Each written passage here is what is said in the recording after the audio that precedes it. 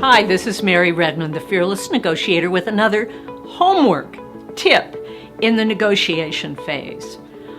I'm going to suggest, and I highly recommend, that you prepare an agenda for your first meeting. Distribute that agenda 3 weeks before the meeting to your internal team. You've assembled a team, you know who you're going to take with you that will be important in the negotiation, but you want to distribute to them an agenda for that first negotiation meeting. And you want them to know and have an opportunity to add to that agenda. There may be something you haven't thought of that your general manager, perhaps your tax manager, your technology manager may want to add to the agenda. 3 weeks before, you cover the internal agenda. 2 weeks before, you distribute that agenda for the meeting to the folks you're going to be meeting with. What goes on the agenda? You have to begin to think about your goal for the meeting, like, why are we meeting with them now and not at another time, in another month, in 5 months?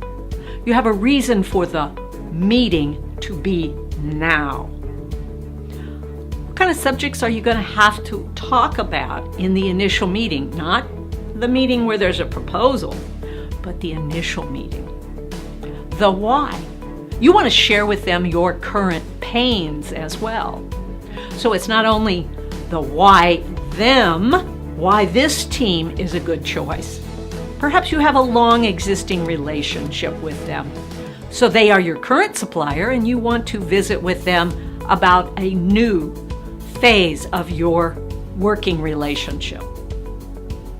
That'd be a good time to talk about your proud history together. That sets a great scene of why have you chosen to work with them in the past, and why might you choose to work with them in the future. You've talked about your pain, and then you need to cover both your negotiation decision-making process and let them know what steps you will need to go through to get this transaction, this deal, this opportunity approved. And you'll want to find out from them what steps, what individuals, what details will they need to go through on their side. Who's going to help make the decision on either side? Also, in your initial agenda, you need to talk about timeline. If your timeline isn't going to work with theirs, you might as well stop right then. And then you will want to, in the agenda, talk about what comes next. What do we need to do in our second meeting? Because a negotiation seldom in this day and age happens in one meeting. You must have multiple meetings. At least every negotiation I've been in requires a couple of meetings.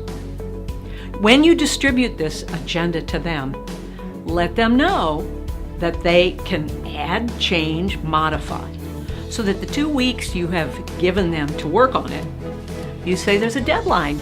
Within 3 days before our meeting, I need to have any changes or modifications for our agenda, so that we can be prepared if you had added some things to it. The agenda is a critical step in every negotiation. You control it. The team leader, you create an agenda and you distribute it in plenty of time for the other team and for your internal team. That's it from the Fearless Negotiator.